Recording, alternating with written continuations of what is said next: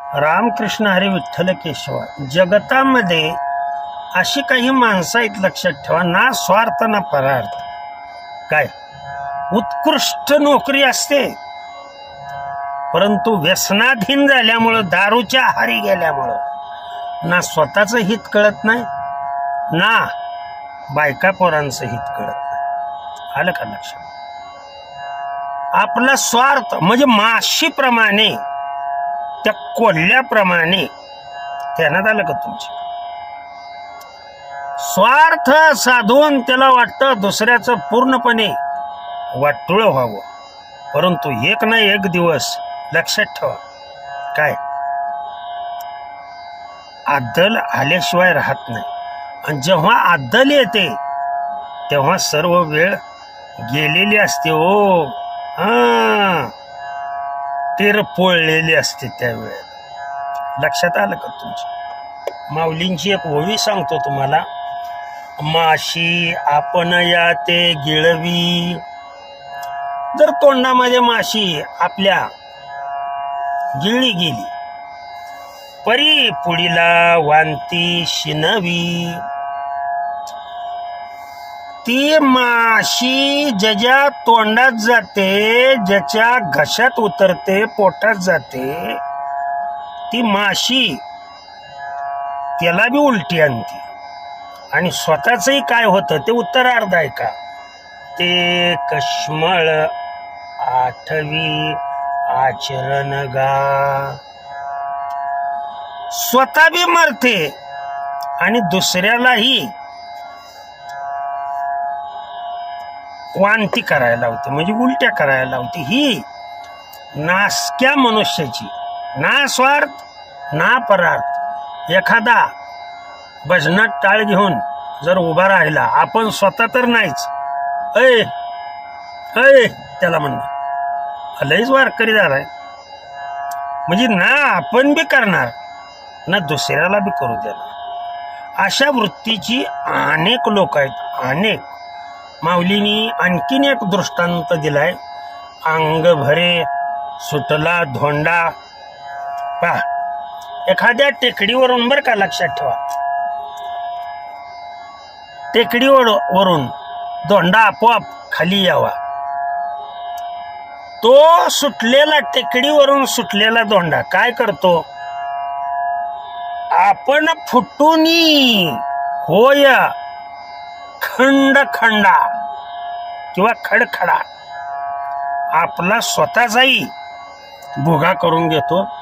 आणि समोर वाटेमध्ये जी झाडं झुडपं येते, लक्षात आलं का तुमच्या, त्यांना बी मारत जातो, म्हणजे कोलमडतात. त्या झाडावर जाऊन, झुडपावर जाऊन आदळल्यामुळं का आड आली या रगडा करी जैसा.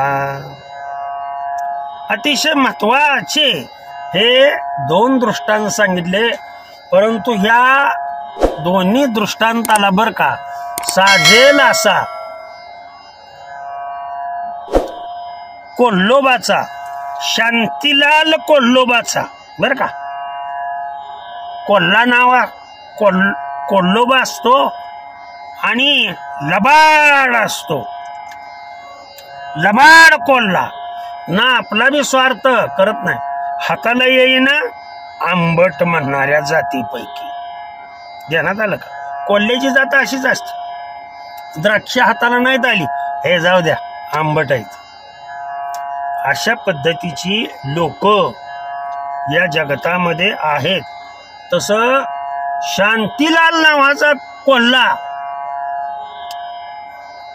कुणाचं नाव असेल तर नावाशी काही संबंध नाही बर का. मी एक नाव ठेवायचं म्हणून घेतलेलं आहे. नाव तर शांतीलाल. हो, कोल्ह्याचं नाव काय ठेवलंय?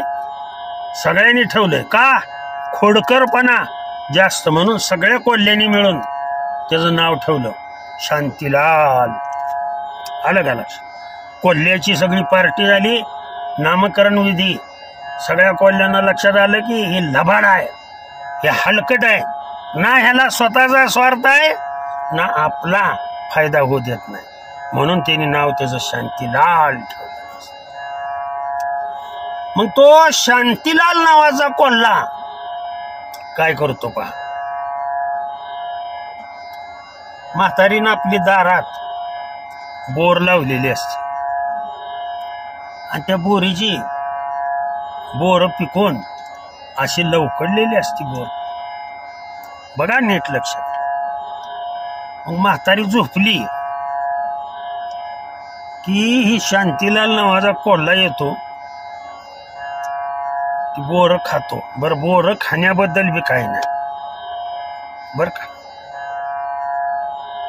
बोर खाण्याबद्दल बी काही नाही. म्हणजे मी दृष्टांत या दृष्टीनं सांगतोय, लक्षात ठेवा, ती सर्वकडे लागू आहे. व्हिडिओ पाहण्याबद्दल बी काही नाही.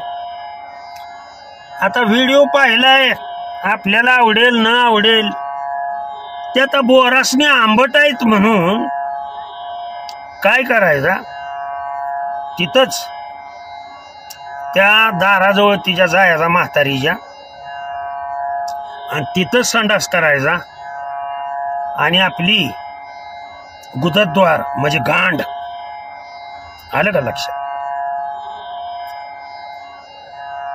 शब्द लक्षात आला तुमच्या, त्या दाराला पोसायचा. म्हातारी सकाळी सकाळी उठल्या उठल्या बघायच्या, आता ग बाया म्हणाय,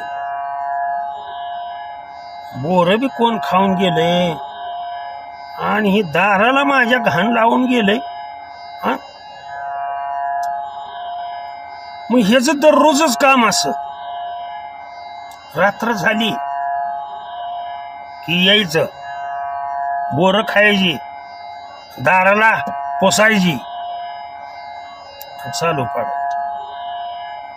म्हातारी बी लय समंजक होती आणि अतिशय हुशार होती. शांतीलाल कोल्हेची गोष्ट सांगतो बरं का, लक्षात ठेवा. म्हणजे व्हिडिओ पाहायचा बी, आलं का लक्षात? आपलं बी हित नाही, समोरच्याचं बी नाही. सबस्क्राईब करायचं तर द्या सोडून, पण काहीतरी वाईट कमेंट्स करणार, काय त्यातलं ज्ञान नसतं, काय नाही काय नाही. हे चुकून मनुष्याच्या जन्माला आलेले असतात. आणि ही काय जाताना शांतीलाल कोल्होबासारखी त्या दरवाजाला पुसून जायची, म्हणजे घाण करून जायची. म्हणजे व्हिडिओ बघायचा ते बघायचा आणि कमेंट्स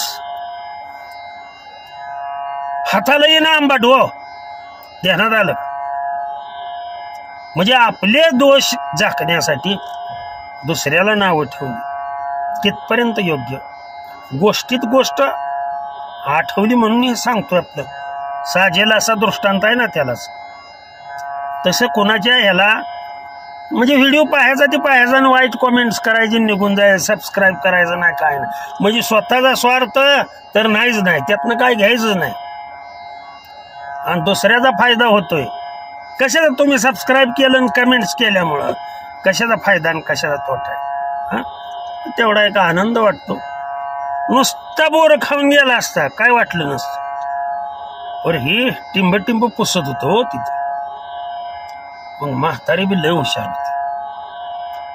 म्हातारीनं काय केलं पा, एका रात्री उलताना असतं का नाही, भाकरी पलतायचं, चपाती पलतायचं, ते उलताना घातलं तापत आणि जागत बसली.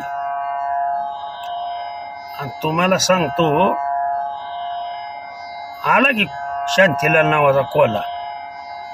कोल्हा आल्यानंतर बोरं बिरं खाल्ली, हलवून भरपूर खाली पाडली, वाटोळ केलं आणि नेहमीप्रमाणे आला.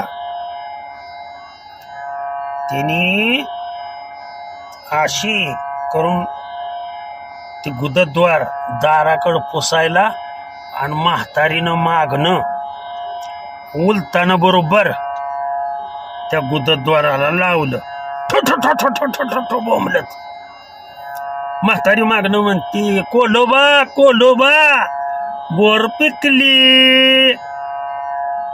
शांतीलाल नावाचा कोल्हा काय म्हणतो, नको नको म्हातारे, तिरपुळली. दृष्टांत लक्षात आलेला असावा तुमच्या. म्हणजे स्वतःचा बी स्वार्थ साधायचा नाही, दुसऱ्याचं बी हित बघायचं नाही. स्वतःची ही दारू पिणारी जी लोक आहे ती, आडमोठ्या बुद्धीची जी लोक आहे ती, अर्ध्या हळकुंडानं जी पिवळी झालेली आहेत, त्या लोकांना हे असला उद्योग असतो. दुसऱ्याचे व्हिडिओ बघायचे, वाईट कॉमेंट करायची आणि निघून जायचं. परंतु अशाने हे बा काय कोणाचं होत नसतं. जोपर्यंत तो पाठीमाग आहे तोपर्यंत तो तुम्हाला अद्दल घडवणार आहे. येते का लक्षात तुमच्या? ना स्वार्थ ना परार्थ, त्याच्यामध्ये माऊलीच्या ओवीसह सिद्धांतासह दृष्टांत सांगितला. रामकृष्ण हरी, विठ्ठल केशवा.